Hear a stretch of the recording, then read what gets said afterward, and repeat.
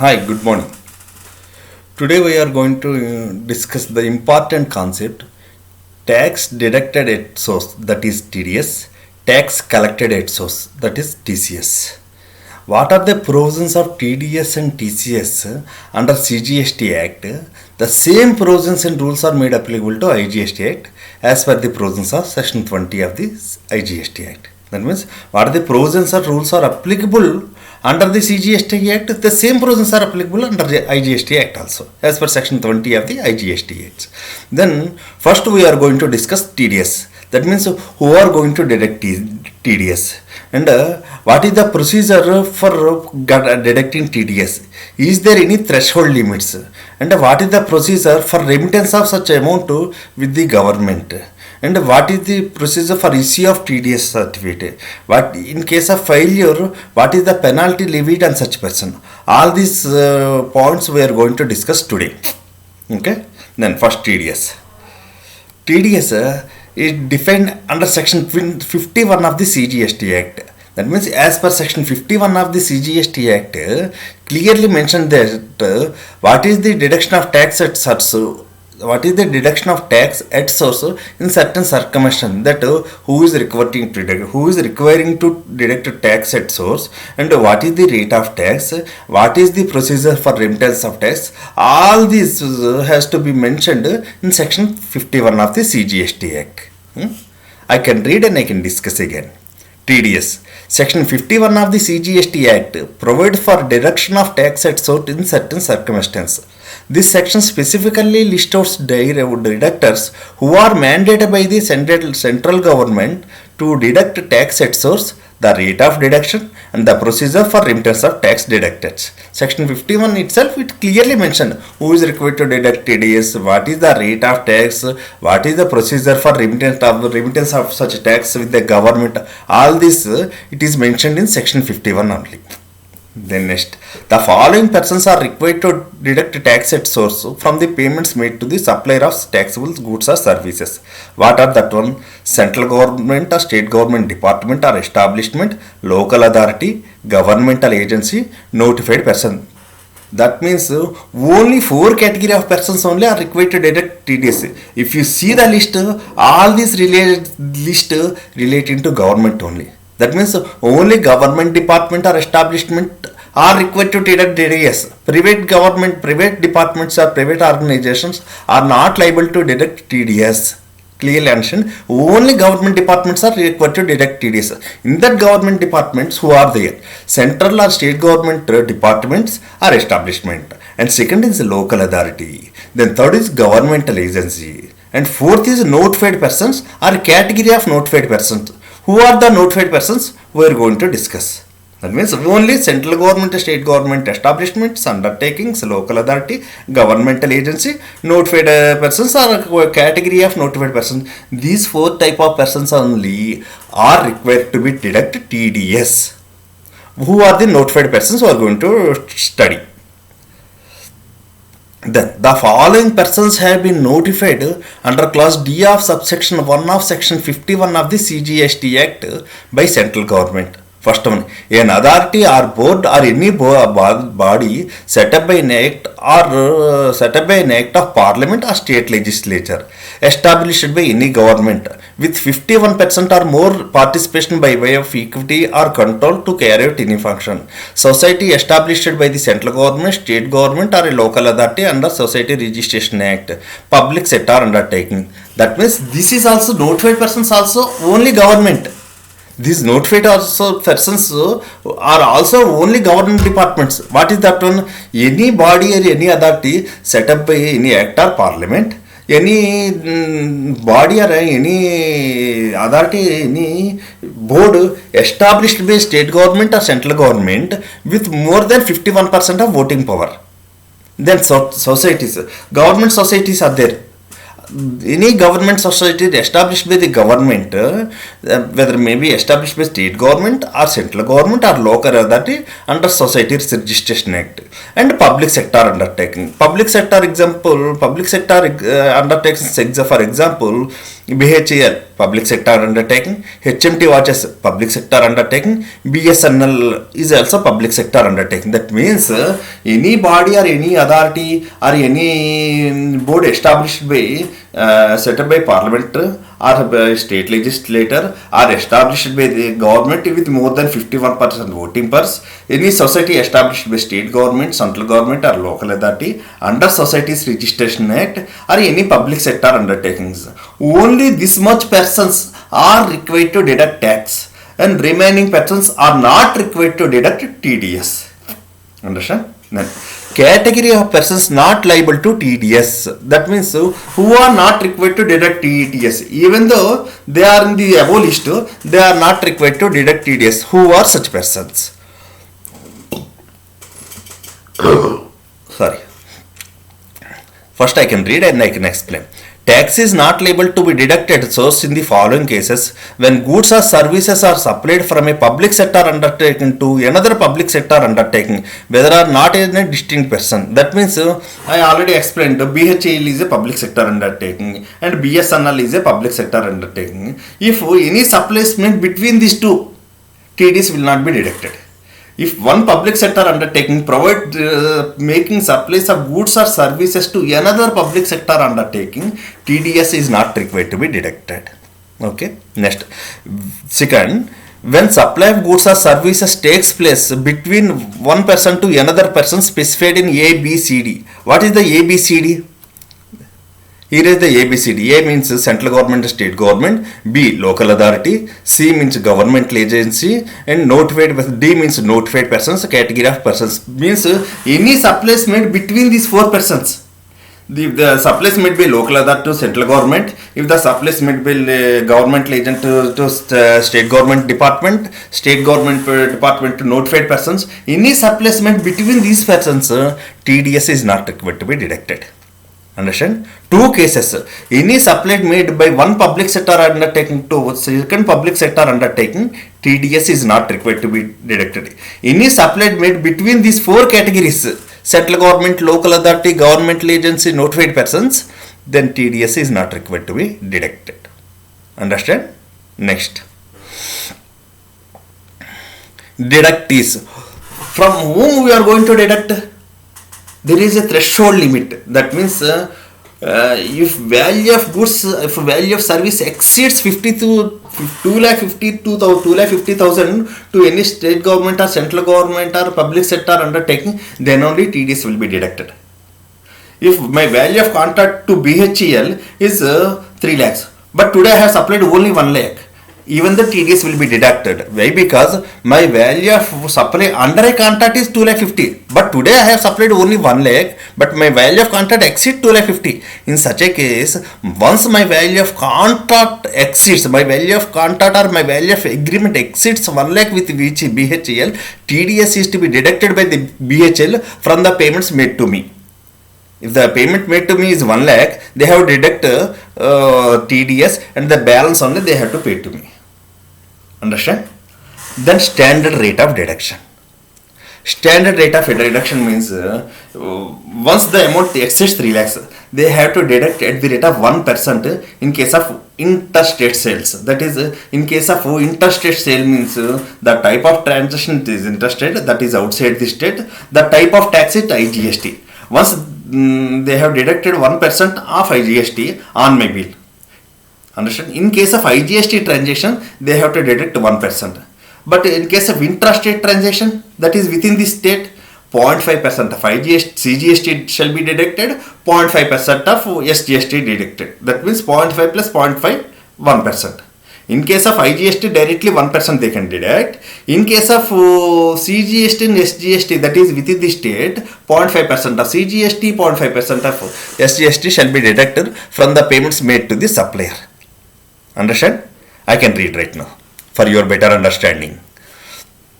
The tax would be deducted at 1% of the payment made to supplier of the taxable goods or services, where the total value of such supply under a contract exceed 2,50,000. Thus, individual supplies may be less than 2,50,000, but if the total value of contract is more than 2,50,000, TDS will have to be deducted. That means my total value of contract is 2,50,000. Today I have supplied 1 lakh. Tomorrow I have supplied 1 lakh. And day after tomorrow I am supplying 1 lakh. Like that I am supplying. But TDS has to be deducted from the first payment also.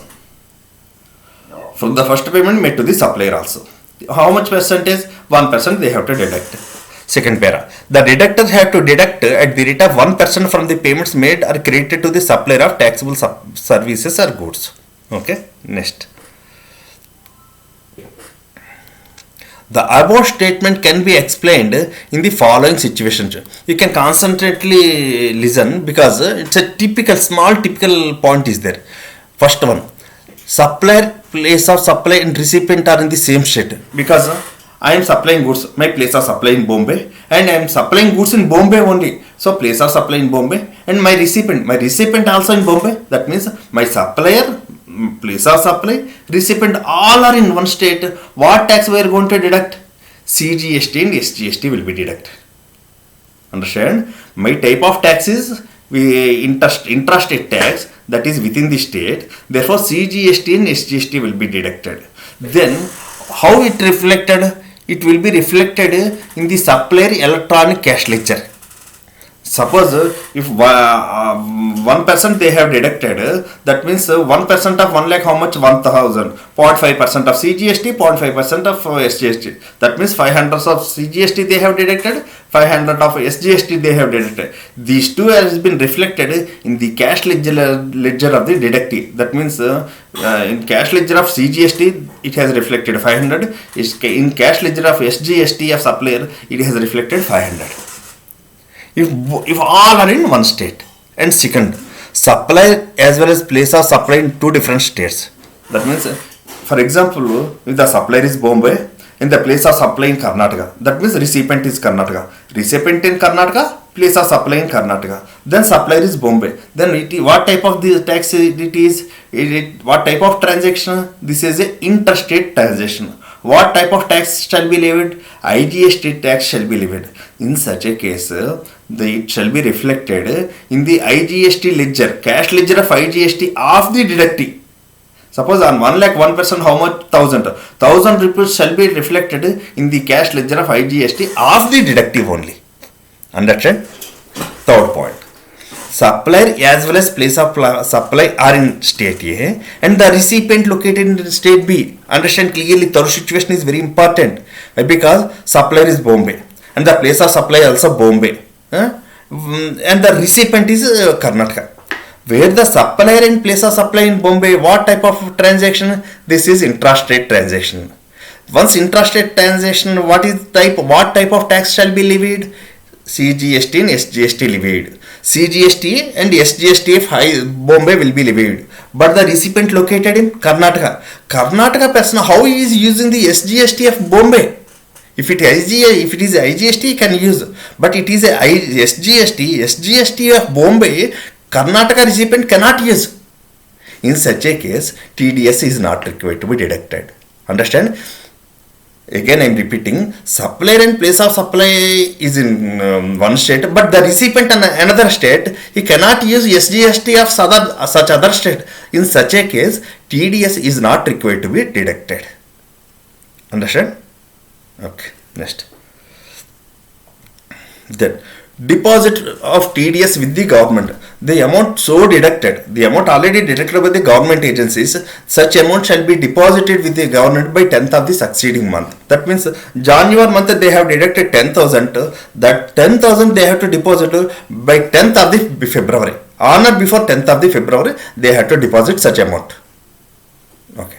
Then TDS certificate. Who is required issuing TDS certificate? The deductor, the governmental agencies, all we have discussed earlier. All these agencies are deducting TDS and pay to the government. Therefore, the government has to issue TDS certificate. Government means central government. Who is deducting such amount? Who is deducting such amount is called deductor. The deductor shall issue a deducted the TDS certificate. Certificate not furnished by the deductor. In case TDS certificate is not issued by the deductor, what is the circumstances? I can read. If the deductor does not furnish the certificate of deduction come remittance, within 5 days of remittance, the deductor has to pay late fee of 100 rupees per day from the expiry of fifth day until the day he furnished the certificate. The late fee would not be more than 5,000. That means if he has the deductor has failed to issue TDS certificate, a late fee of 100 rupees shall be charged from the expiry of fifth day.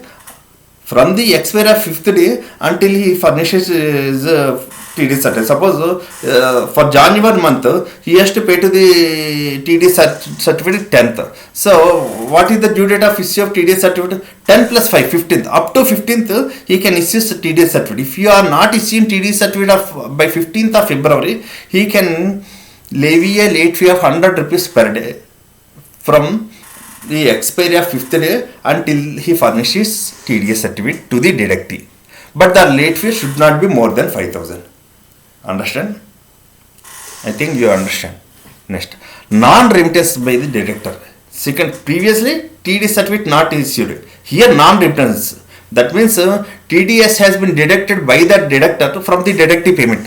1 lakh is there, they have deducted 1,000 rupees, 99,000 they have paid to the supplier, but this 1,000 they have paid to the government by 10th of the next month. If they are not paid, they have to pay along with interest.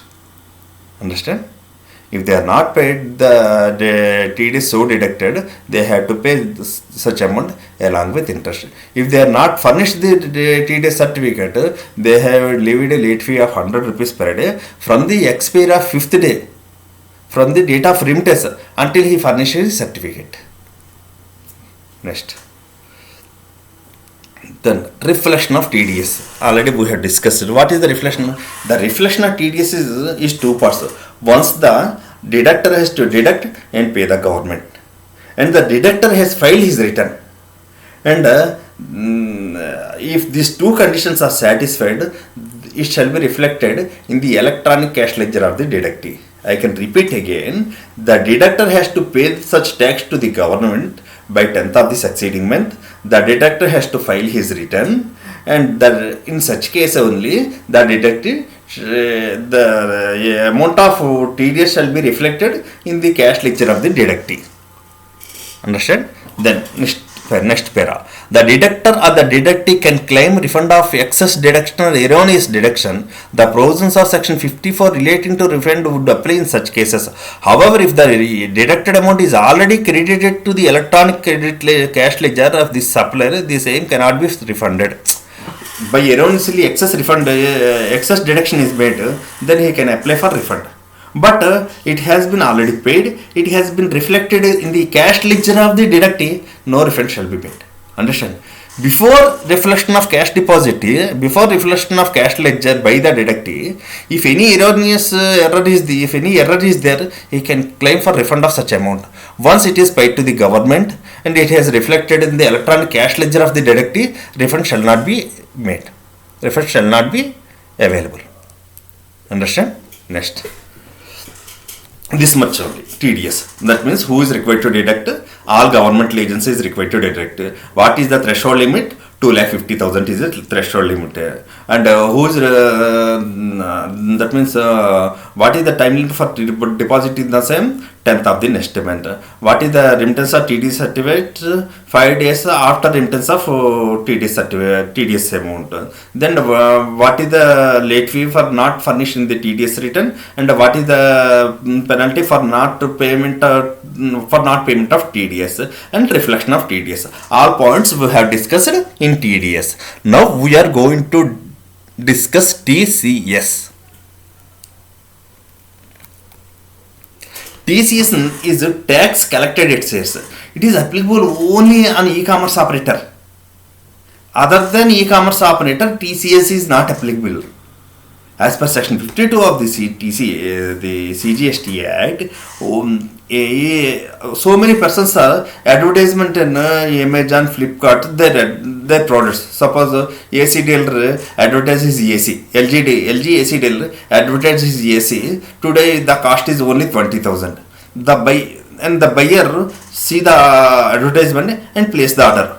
Who places the order? The buyer places the order. Who advertises? The supplier advertises. And who receives the payment? The buyer places the order and the buyer makes the payment to Amazon. Who makes the payment to whom? The buyer makes the payment to Amazon. Who is supplying the goods? LG dealer. Suppose AC is supplying, the AC dealer is supplying his goods to buyer. Amazon is not supplying goods. Only LG dealer is supplying goods to the buyer. But the buyer is makes payments to the Amazon. In such a case, Amazon has to pay to this original supplier after deducting TDS. Understand? On placing the order, the buyer makes the payment to the Amazon. Amazon receives the payment. Amazon has deduct 1% of such amount. The rate of tax is 1%. Amazon deduct TCS and the balance amount is paid to the supplier. Understand? I can read for your purpose.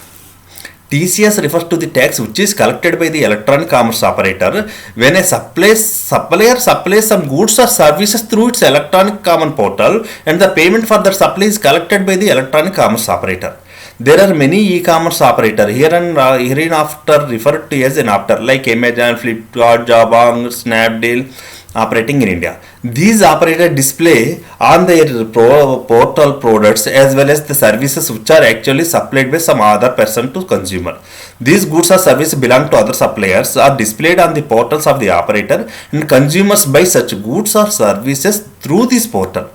On placing the order for a particular product or service, the actual supplier supplies these selected product service to the consumer. The price or consideration for the product or service is collected by the operator from the consumer and passed on to the actual supplier after deduction of commission by the operator. That means the buyer places the order, the buyer makes the payment to the e-commerce operator, and the original supplier supplying the goods. Once the payment received by the Amazon operator, he has to deduct commission, he has to deduct a TCS from the supplies from the payment made to the original supplier. Who is liable to collect TCS? Who is collect? Electronic commerce operator is liable to collect TDS at the rate of 1%. The balance has to be paid to the government. They have to deduct 1% as a TCS. They have to deduct the commission amount, and the balance amount has to pay to the supplier. I can read. Electronic commerce operator not being an agent has been mandated to collect at source from the net value of taxable supplies through it by other suppliers. Whenever ECO collects the consideration on behalf of the supplier, they can deduct the TCS, rate of TCS. Half percent of the net value of intrastate supplies, 1% of the net value of the interstate supplies. If it is interstate supplies, only IGST will be levied. In case of IGST, only 1% of IGST shall be levied on the net value of taxable supplies. In case of intrastate supplies, that means within the same state. In case 0.5% of SGST, 0.5% of CGST shall be levied, shall be deducted from such a bill, and the net balance only shall be paid to the supplier. Deposit of TCS by ECO to the government. In case of TDS or TCS, the deposit shall be made 10th of the succeeding month. What are the supplies made during the month? The TDS amount shall be deducted and paid to the government by 10th of the next month. Next, one important point. For example, Sony company is there. Sony TVs, Sony appliances are Sony TV, Sony laptops, Sony DVDs, so many items are there. Sony is having a Sony is having a website.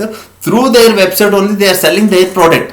Understand? Sony is selling their products through their website. They are developing by one website. They are selling products through their website. Then TCS is not required to be paid.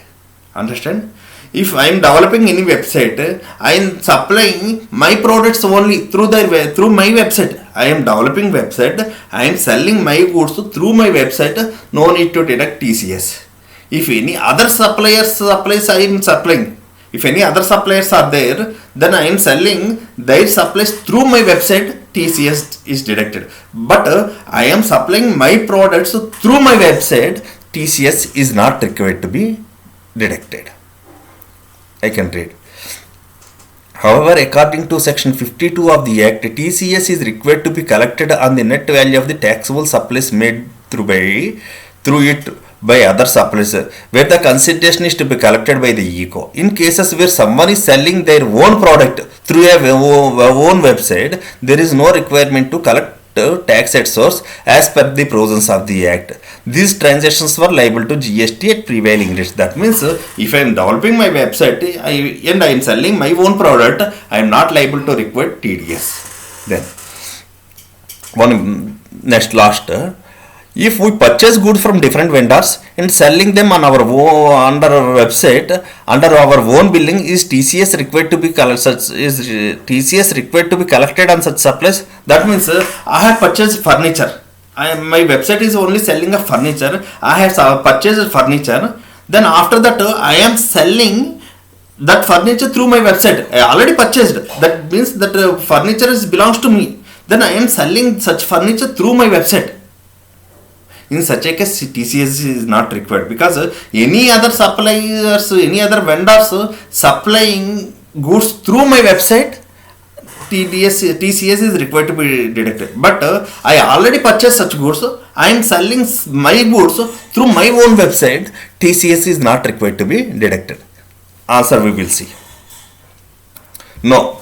According to Section 52 of the CGST Act 2017, TCS is required to be collected on the net value of taxable supply made through it by other suppliers, where the consideration is to be received by the ECO.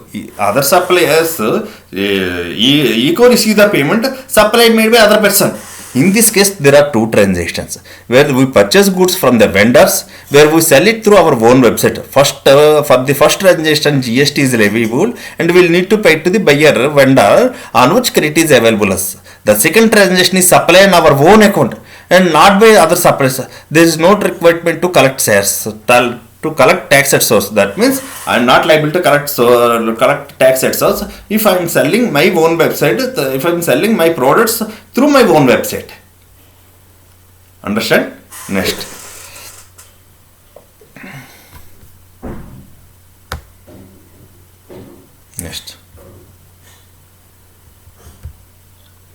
Filing of monthly and annual statements by ECO. Every registered person has to file one monthly return. Like e-commerce operator also has to file one monthly return. In that return, he has to furnish all the outward supply of his goods or services through its website, including any returns made by the recipient and what are the amount collected on behalf of the supplier by 10th of the next month. That means for January month, by 10th of next month, they have to, e-commerce operator have to file the return. Understand? What are the supplies made through their own website and what are the amount collected, what are the returns made by the customers. All these details I have to furnish by 10th of the next month. In addition to monthly return, e-commerce operator are liable to file one annual return.